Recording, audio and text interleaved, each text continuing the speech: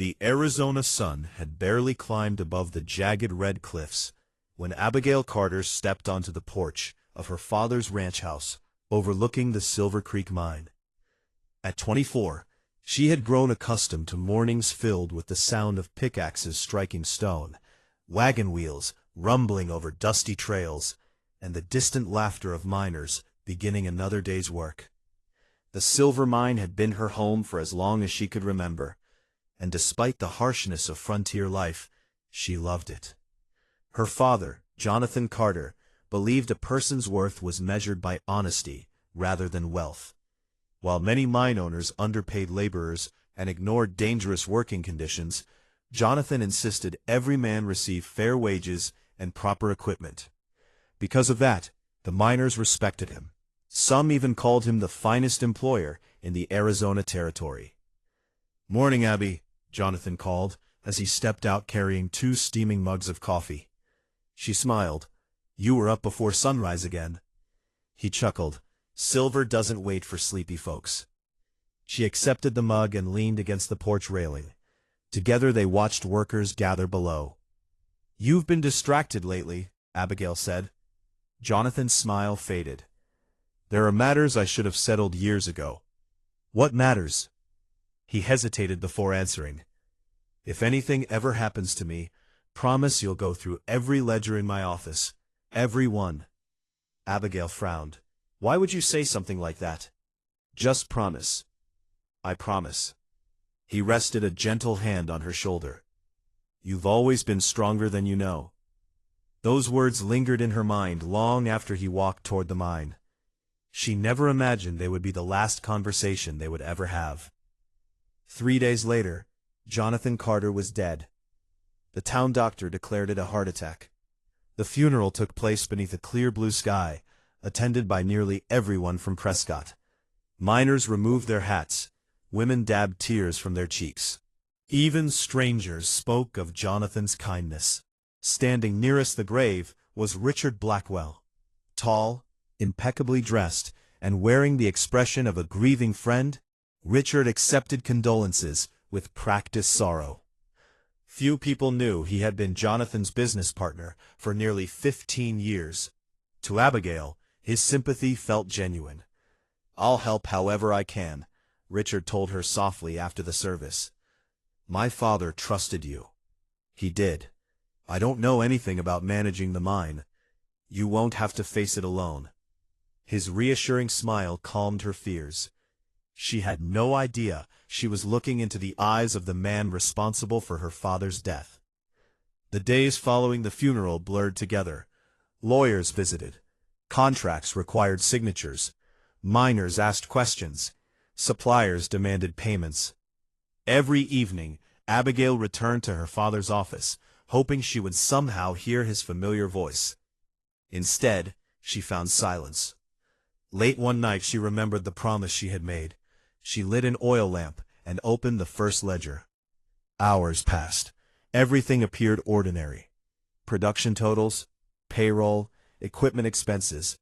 Then she discovered another book hidden behind a loose wooden panel inside the desk. Unlike the official records, these pages contained handwritten notes. Certain shipments had vanished. Silver deliveries listed in one ledger never appeared in another. Entire wagon loads worth thousands of dollars had disappeared. In the margins, Jonathan had written a single name several times. Richard Blackwell. Abigail's heartbeat quickened. She continued reading. There were letters addressed to lawyers, unsigned witness statements, copies of bank transfers. One unfinished letter caught her attention. "If anything happens to me before these documents reach the authorities, Richard Blackwell must be investigated immediately." The sentence ended abruptly. No signature, no explanation, only a smear of dried ink. Abigail felt the room spin. Her father hadn't died while peacefully sleeping. He had been preparing to expose someone. Across town, Richard Blackwell sat inside his elegant office. A nervous accountant entered, carrying a telegram. "Sir." Richard looked up. "What is it?" "The Carter girl has been inside Jonathan's office every night." Richard's face hardened. Did she find the ledgers? We don't know. His jaw tightened. Years of carefully hidden theft stood on the edge of collapse. Jonathan had discovered everything. Removing him had been expensive, but necessary. Now his daughter threatened to undo it all. Bring Simmons. Moments later, a scarred gunman entered. You wanted me? Richard nodded. Take 3 men. For what? Retrieve Miss Carter. Alive? Richard considered the question. If possible. And if not? Richard stared through the window toward the distant hills. No witnesses. The attack came sooner than Abigail expected. She had just left the general store carrying supplies when a wagon blocked the road ahead. 3 unfamiliar men climbed down. Another stepped behind her. Miss Carter, one said politely, Blackwell asked us to escort you. I didn't ask for an escort. You don't have a choice. She backed away. One reached for her arm. Instinct took over. Abigail swung her supply bag with surprising force, striking the man across the face. As he stumbled backward, she ran. People shouted. A horse stood tied outside the blacksmith shop. Without thinking, she untied the reins and climbed into the saddle. The startled animal bolted down the street. Gunshots echoed behind her. Bullets struck wooden fences. She leaned low over the horse's neck. The town disappeared behind clouds of dust. She rode until sunset. Then through the night. She dared not stop. Richard Blackwell listened impatiently as his men returned empty-handed. You lost one woman? She stole a horse. You had rifles. People were watching. Richard slammed his fist against the desk. Find her. She's heading toward Apache country. Silence filled the room. One bounty hunter swallowed hard. No amount of money is worth crossing those mountains. Richard slowly smiled. I know someone who won't refuse. Far from Prescott, beyond winding canyons and towering mesas, a lone rider waited beside a narrow stream. His horse drank quietly. The rider remained motionless. He wore buckskin clothing instead of military blue. An eagle feather rested behind one ear. His dark eyes studied every movement in the valley. This was Nantan. Settlers spoke his name in whispers. Some claimed he could follow tracks older than a week. Others believed he had defeated entire patrols alone. Most stories exaggerated the truth. What remained undeniable, no tracker equaled him. No warrior knew the mountains better. Richard Blackwell approached with 2 armed escorts. You came. Nantan said nothing. I have work. Still silence. Richard opened a leather pouch. Gold coins glittered beneath the afternoon sun. There's more when the job is finished. What job? A young woman. Nantan finally met his eyes. Dead? Richard shook his head. No. Then what? I want her gone. Gone? So completely no one ever finds her. Nantan considered the offer. Why? Family dispute. Nantan watched him for several seconds. Liars always revealed themselves eventually. Richard's heartbeat had quickened. His eyes avoided direct contact. Fear, greed, guilt. Nantan recognized all 3. Finally, he accepted the pouch. I'll take the job. Richard smiled. I knew you would. As the men rode away, Takota emerged from nearby rocks. You believe him? No. Then why accept? Nantan looked toward the western mountains. Because another hunter will. By the second day alone, Abigail's food was nearly gone. The horse stumbled repeatedly. Heat shimmered above endless sand. She no longer knew which direction led home. Every distant ridge looked identical. She found a small stream at dusk and filled her canteen. When she reached for the satchel containing her father's papers, relief washed over her. At least she still had the evidence. That night, coyotes howled. Slept. Morning brought another challenge. A sandstorm. Wind screamed across the desert. Dust filled the sky until daylight disappeared. Her frightened horse broke free and vanished. Abigail wrapped a scarf across her face and struggled forward. Each step became harder. She could barely breathe. Finally, exhaustion overcame determination. She collapsed onto the burning earth. The storm swallowed everything. Hours later, Nantan found fresh tracks ending abruptly beneath drifting sand. A broken canteen, a torn glove, then a hand. He dug quickly. Abigail lay unconscious but alive. Her breathing was shallow. Dakota knelt beside him. "This is the woman." "Yes. What now?" Nantan looked toward the distant horizon, where dark clouds still rolled across the desert. "If we leave her, she dies. If we save her, Blackwell will know." Nantan lifted Abigail carefully onto his horse. "Then Blackwell will believe she disappeared." The Apache village rested within a hidden canyon, protected by steep cliffs and thick cottonwood trees. Only those who knew the winding trails could find it. Women hurried forward when Nantan arrived, carrying the unconscious stranger. A pony, the village healer, immediately examined Abigail. "Severe dehydration." "Will she live?" Nantan asked. "If the Creator is willing." For 2 days, Abigail drifted between sleep and fever. She dreamed of her father calling her name, of gunshots, of endless sand. When she finally opened her eyes, unfamiliar faces surrounded her. Children peeked curiously through the doorway. An elderly woman smiled kindly. The room smelled of cedar smoke and healing herbs. Confused, Abigail tried to sit.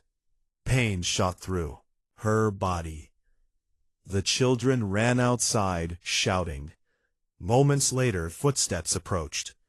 A tall man entered. She recognized him instantly. The Apache warrior from Richard Blackwell's office.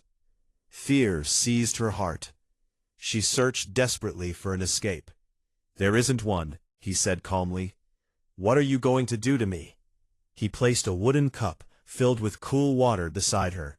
"Drink." She refused. "I know who you are," her voice trembled. "You were the man he hired." Nantan nodded once. "Yes." Tears welled in her eyes. "So this is it?" "No. You were paid to make me disappear." "I was." "Then why am I alive?" For the first time his expression softened. "Because the man who hired me wanted your silence." He looked toward the canyon entrance before meeting her frightened gaze again. "As long as you stay here," he paused, "the people hunting you will believe they succeeded." Abigail stared at him, struggling to understand. "You mean I made Abigail Carter disappear?"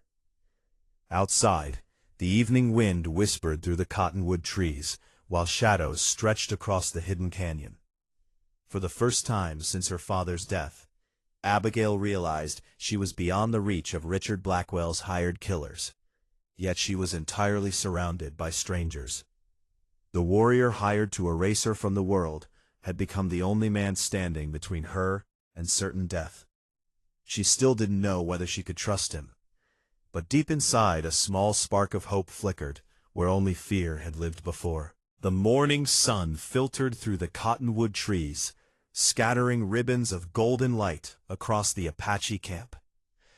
Abigail Carter stirred beneath a hand-woven blanket, awakened not by the clatter of wagons or the distant echo of miners beginning their shift, but by the gentle murmur of women preparing breakfast and children laughing as they chased one another between the lodges. For a brief moment, she forgot where she was. Then, the unfamiliar scent of cedar smoke and sage reminded her. She was alive because the very man hired to make her disappear had chosen not to carry out his contract. Abigail sat up slowly.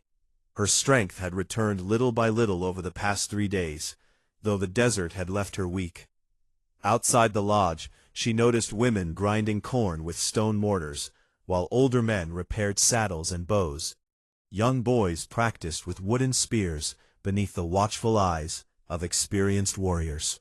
The camp felt nothing like the savage place described by frightened settlers back in Prescott. A home. An elderly woman entered, carrying a wooden bowl of warm corn stew. "You should eat," she said with a gentle smile. Abigail recognized her as Whitefeather, one of the respected elders. "Thank you." Whitefeather sat beside her. "You still fear us?" Abigail hesitated. "I was taught to." The elder nodded. "And we were taught to fear your people." Silence settled between them. "Fear grows where people refuse to know each other," Whitefeather finally said. Those simple words stayed with Abigail long after breakfast. Outside, Nantan was sharpening his hunting knife beside the stream. Dakota approached, carrying fresh deer hides. "She is walking again." "I know. Will you tell her?" Nantan paused. "The truth? She deserves it." He stared into the flowing water. "For years, I have watched men like Blackwell steal land, silver, and lives." Dakota folded his arms. "You could have refused his gold." "If I refused, another hunter would have accepted." Dakota nodded slowly. Instead of killing Abigail, Nantan had chosen a different path. By accepting the contract, he ensured no bounty hunter would continue searching for her. As far as Richard Blackwell knew, the mission would eventually be completed. That deception had already saved her life. Later that afternoon, Abigail found Nantan repairing a saddle beneath a large cottonwood tree. "I owe you thanks," she said quietly. "You owe me nothing. You saved my life." "I changed its direction." She studied his calm expression. "Why?" "Because fear and violence were never the right answer."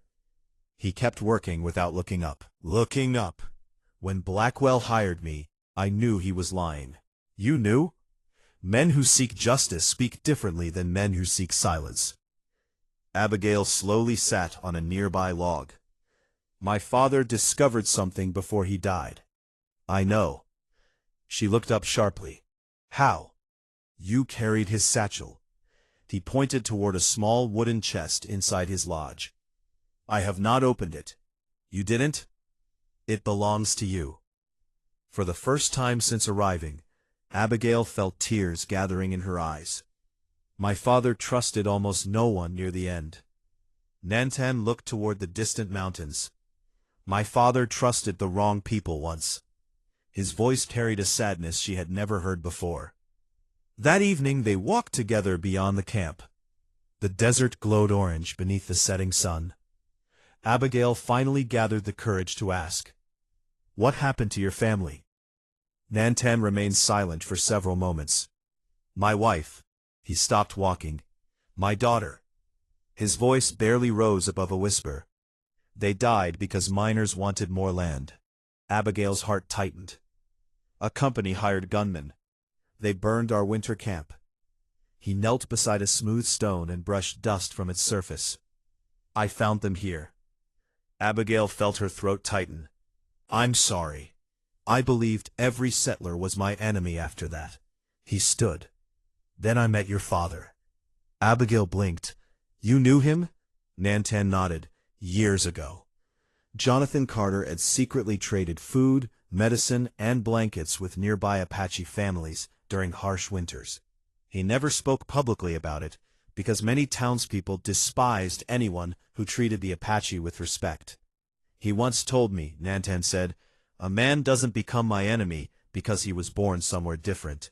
A faint smile crossed Abigail's face. "That sounds exactly like him. He was an honorable man." "So you saved me because of my father?" Nantan looked directly into her eyes. "I saved you because you are innocent." For reasons she couldn't explain, those words warmed her heart. Life inside the Apache village slowly became familiar. A Pawnee taught Abigail how medicinal herbs eased fever and treated wounds. Whitefeather showed her how to weave baskets from river reeds. Children laughed each time Abigail struggled to pronounce Apache words. She laughed with them. Every evening stories were shared around the fire. Warriors spoke of courage. Elders spoke of wisdom. Unlike the noisy saloons of Prescott, no one interrupted another speaker. Every voice mattered. Weeks passed. The frightened young woman who had arrived, barely able to stand, slowly became part of daily life. Even the children began calling her by name. One afternoon, Abigail finally opened her father's satchel. Inside were ledgers, letters, and maps. Nantan joined her. Together they spread the papers across a blanket. Jonathan had carefully documented years of missing silver shipments. Every missing wagon traced back to Richard Blackwell. "There has to be more," Abigail whispered. "This mark." He pointed toward a narrow canyon several miles east. "What is there?" "My father owned a storage house. Then we ride tomorrow." Hidden beneath layers of dust, the abandoned storage cabin looked untouched. The wooden door barely opened. Inside stood broken barrels and forgotten tools. While searching the back wall, Abigail noticed fresh scratches around a large shelf. Together she pushed it aside. Behind it rested a small iron safe. Her father's initials had been carved into the metal. She searched her satchel until she found a tiny brass key sewn into one corner. The lock clicked. Inside lay deeds, bank records, and sealed letters addressed to Marshal James Walker. There was also a journal. Abigail opened it carefully. Jonathan's final entries painted a terrifying picture. Richard Blackwell had secretly sold stolen silver through illegal buyers for nearly 7 years. When Jonathan confronted him, Richard threatened his life. One final sentence made Abigail's hands tremble. "If I do not survive, Richard Blackwell will come for Abigail next." She closed the journal. "My father knew." Nantan nodded. "And he tried to protect you." Back in Prescott, Richard Blackwell's patience had vanished. Weeks had passed. No word from Nantan, no proof, no body. Then one of his scouts burst into the office. "We found tracks." Richard stood immediately. "Where?" "Near Eagle Canyon, Apache territory." The scout hesitated. "A woman's boot print." Richard's eyes narrowed. "She's alive." He slammed his glass onto the desk. "I paid that savage to erase her. Instead, Nantan had betrayed him." Richard summoned 6 mercenaries from Texas, former soldiers known for burning entire settlements.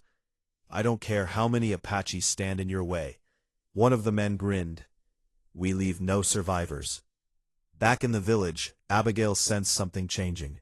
Nantan spent longer hours scouting the surrounding hills. Warriors sharpened arrows. Women quietly packed emergency supplies. Dakota returned one evening with troubling news. "Riders." "How many?" Nantan asked. "At least 12. "Blackwell," Dakota nodded. "They're following our trails." Whitefeather looked toward Abigail. "They have found us." Abigail's stomach sank. "I brought this danger here." Nantan answered firmly. "No, Richard Blackwell did." The attack came before sunrise. Dogs barked. A warning horn echoed across the canyon. Gunfire shattered the morning silence. Mercenaries charged into the valley, firing rifles from horseback. Warriors answered with arrows from the cliffs. Chaos erupted. Children screamed. Smoke rose as 2 lodges caught fire. Nantan raced through the village, protecting families as they fled toward hidden caves. Dakota knocked one attacker from his horse with a single arrow. Abigail saw flames spreading toward a nearby lodge. Then she heard crying. 2 small children remained trapped inside. Without thinking, she ran. "Abigail!" Nantan shouted. Wrapping a blanket around her head, she rushed through the burning doorway. Smoke filled her lungs. She found the frightened children beneath a fallen beam. Summoning every ounce of strength, she lifted the timber just enough for them to crawl free. Moments later, Nantan burst inside. He grabbed Abigail's arm. "The roof!" They barely escaped before the burning structure collapsed behind them. Outside, the rescued children threw their arms around Abigail. Whitefeather's eyes filled with tears. "You risked your life for our children." Abigail looked around at the frightened families. "They're my people too now." Nantan heard every word. Something shifted inside him forever. The battle lasted nearly an hour. the Apache warriors knew the canyon better than the mercenaries. One by one the attackers fell back. The survivors fled. Richard Blackwell's plan had failed, but victory carried a cost. Several warriors had been wounded. Homes lay in ashes. The village mourned those who had fallen. That evening, no songs filled the air. Only silence. Nantan walked alone beneath a sky crowded with stars. He found Abigail sitting beside the stream. "You should be resting. So should you." He smiled faintly. Neither moved. Finally he spoke. "I have spent years believing hatred was stronger than hope." She listened quietly. "Today you ran into fire for children who were strangers only weeks ago. They're not strangers anymore. No." He looked toward the stars. "They are family." He reached into a small leather pouch and removed a beautifully carved turquoise pendant. "It belonged to my mother." Abigail looked at him in surprise. "I hope you will." She met his eyes. "What does it mean?" "It is given only once." Her heart began to race. "Nantan." He took a slow breath. "I was hired to make you disappear." A gentle smile crossed his face. Instead, he carefully placed the pendant in her hands. "I found the woman I wish to spend the rest of my life beside." Abigail felt tears gather. The fear, grief, and loneliness she had carried since her father's death seemed to melt away. "I don't know all of your customs. You will. I don't even know what tomorrow brings." "Neither do I." He stepped closer. "But whatever comes, I would rather face it with you." Abigail looked toward the camp where Apache families were rebuilding their homes together. She thought of her father's kindness. She thought of the man standing before her, who had chosen compassion over gold, honor over revenge, and love over fear. With trembling hands she accepted the turquoise pendant. Yes, Nantan smiled for the first time since she had met him. The following evening, beneath towering cottonwood trees and the soft glow of countless stars, the tribe gathered in a quiet circle. Whitefeather offered a blessing for the union, speaking of two hearts finding one path despite coming from different worlds.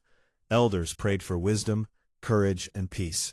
As the fire crackled gently, Nantan and Abigail exchanged simple handmade gifts instead of expensive rings, promising to stand beside one another through every hardship the future might bring. Their marriage was not merely the joining of a man and a woman. It was the joining of two worlds that had spent far too many years seeing only enemies across the frontier. Neither of them knew that Richard Blackwell, consumed by fury and humiliation, was already preparing one final and far more dangerous move. The greatest battle of their lives was still waiting beyond the horizon. The first light of dawn painted the Arizona sky in shades of crimson and gold, as Abigail stood outside the lodge she now shared with Nantan. Only a few months earlier, she had awakened each morning to the noise of miners preparing for work.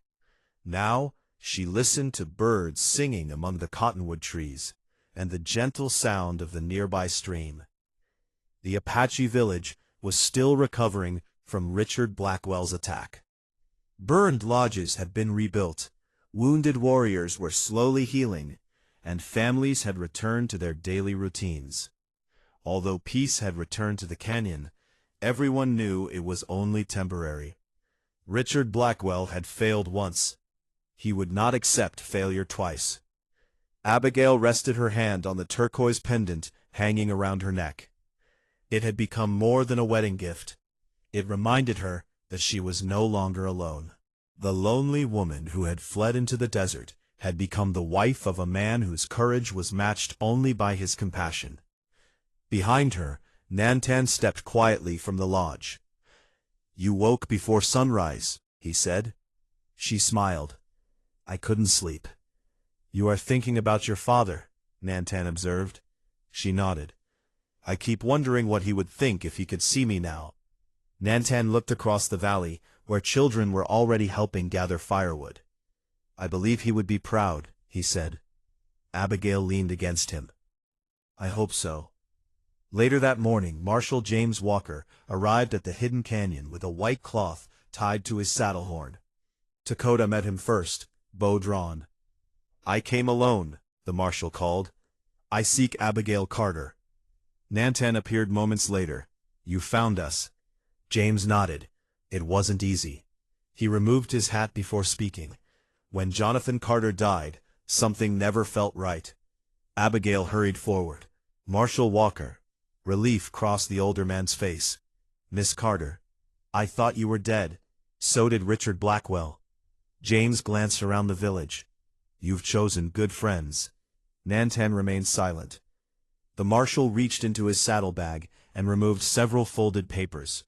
"I've been investigating quietly," he said. He spread them across a wooden table. "They're bank records." Abigail immediately recognized Blackwell's signature. "Where did you find these?" A bank clerk finally admitted someone forced him to alter financial records. "There are witnesses?" James nodded. "3. But they're terrified. Richard owns half the town." Nantan studied the papers. "Fear can be broken with proof." Abigail slowly opened her father's journal, beside the marshal's documents. Together they finally had enough evidence to expose Blackwell's crimes. Or so they hoped. Meanwhile, inside his luxurious office in Prescott, Richard Blackwell stared at a bottle of whiskey that remained untouched. He was furious. His mercenaries had failed. The Apache village still stood. Abigail Carter was alive. A nervous deputy entered. "Sir?" Richard looked up sharply. "What?" "People are beginning to ask questions." "What questions?" "About Jonathan Carter." Richard's jaw tightened. "The marshal has reopened the investigation." For several long seconds, Richard said nothing.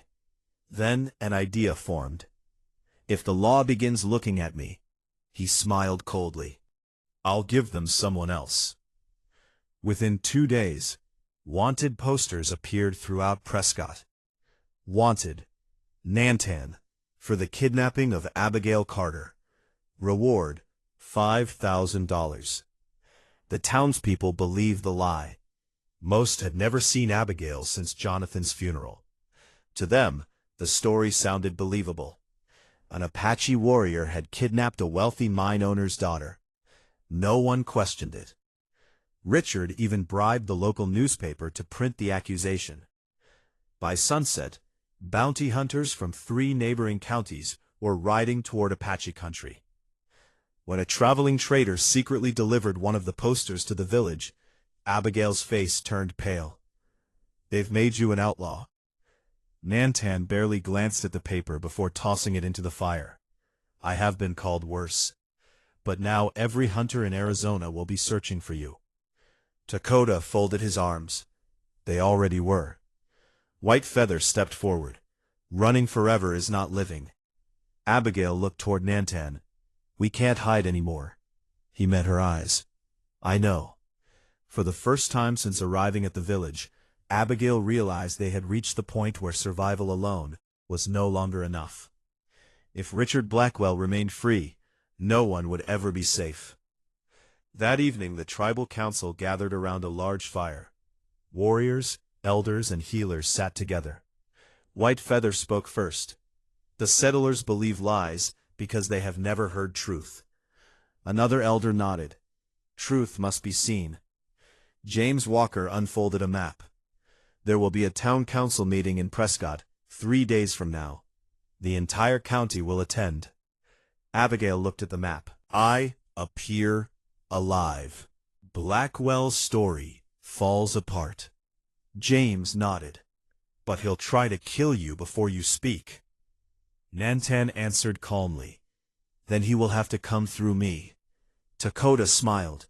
"And me." Soon every warrior in the circle offered the same promise. Abigail felt tears filling her eyes. Only months earlier she had arrived as a frightened stranger. Now these people were willing to risk everything for her. They had truly become family. The journey to Prescott began before dawn. Abigail traveled disguised as a widow wearing a plain black dress and bonnet. James Walker rode beside her. Nantan and Dakota followed from the surrounding hills, remaining unseen. Several other Apache scouts quietly watched every trail leading toward town. By the time they reached Prescott, the streets were crowded. Merchants shouted prices. Children played near the fountain.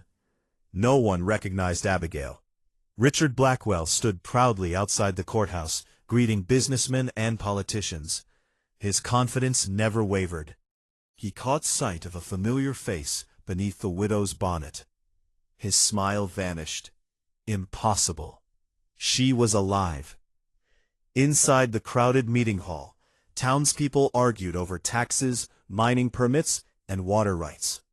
Richard sat near the front. Judge Collins called for order. The next matter concerned Silver Creek Mine. Richard rose smoothly.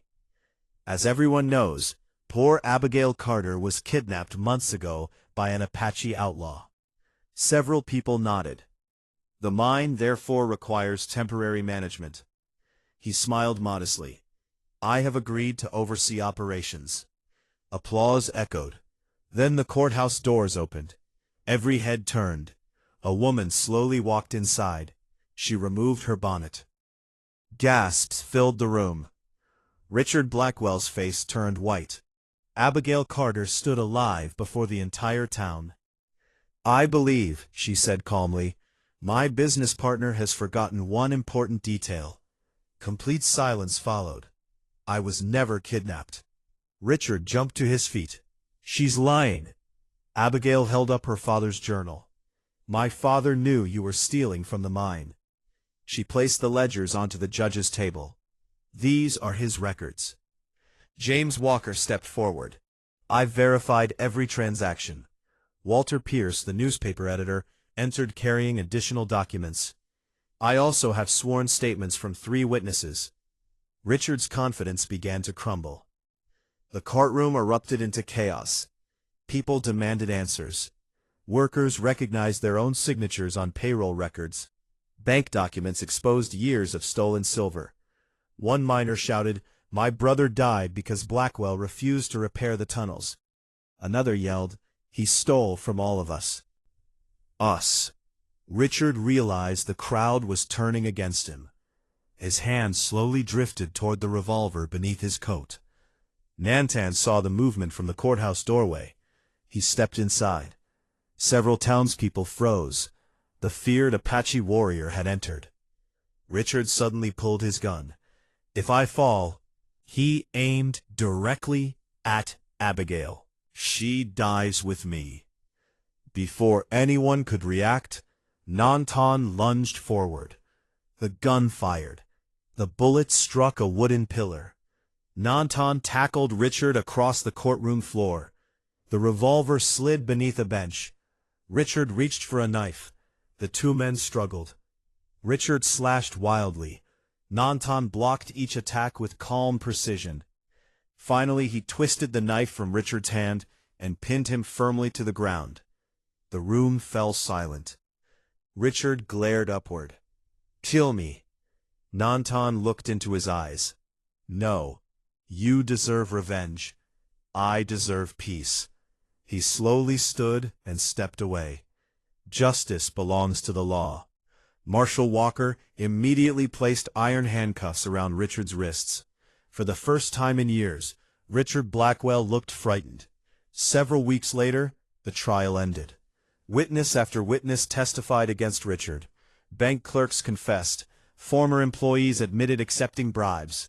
The doctor who had examined Jonathan Carter even revealed that poison, not natural illness, had caused his death. The jury needed less than an hour. Guilty. Richard Blackwell was sentenced to spend the remainder of his life behind prison walls. As he was led away, he looked once toward Abigail. She simply turned her back. He no longer deserved another moment of her life. The months that followed transformed the Arizona Territory. Abigail officially inherited complete ownership of Silver Creek Mine, but instead of rebuilding it as another business driven by greed, she fulfilled the dream her father had never lived long enough to see. Apache craftsmen and settlers worked side by side for equal wages. The dangerous tunnels were reinforced. A schoolhouse welcomed every child, regardless of whether they came from town or the nearby Apache communities. A small medical clinic stood where an abandoned warehouse had once been, treating miners, ranchers, travelers, and Apache families alike. At first, many doubted such cooperation could last. Yet, season after season, trust slowly replaced suspicion. People who had once crossed the street to avoid one another now shared meals during harvest celebrations. Children who had been taught to fear each other became friends. The change was slow, but it was real. One warm autumn evening, Abigail and Nantan stood together on a ridge overlooking the valley. Below them, wagons rolled peacefully between the mine and town. Laughter drifted from the schoolyard. Smoke rose from chimneys as families prepared supper. "It looks different now," Abigail whispered. Nantan nodded. "So do we." She smiled. "Do you ever regret accepting Blackwell's gold?" He laughed softly. "I never kept it." "You didn't?" "I buried every coin in the desert." She laughed. "Good." He slipped his hand into hers. "The day Richard hired me, he looked toward the setting sun. He believed he was paying someone to erase your life." Abigail rested her head against his shoulder. "Instead, I found the greatest blessing the Creator ever placed in my path." Years later, children would gather beneath those same cottonwood trees, asking how an Apache warrior and a rancher's daughter had fallen in love. Nantan would always smile before answering. "They hired me to make her disappear." Abigail would laugh and squeeze his hand. But love had a different plan. And as the Arizona sun disappeared beyond the mountains, two people from worlds once divided stood together, not as symbols of conflict, but as living proof that courage, compassion, and forgiveness could build a future stronger than fear or hatred. Their story became one that frontier families told for generations, reminding every listener that the greatest victories are not won with bullets or gold, but with the choice to protect another person when the easier path would have been to walk away.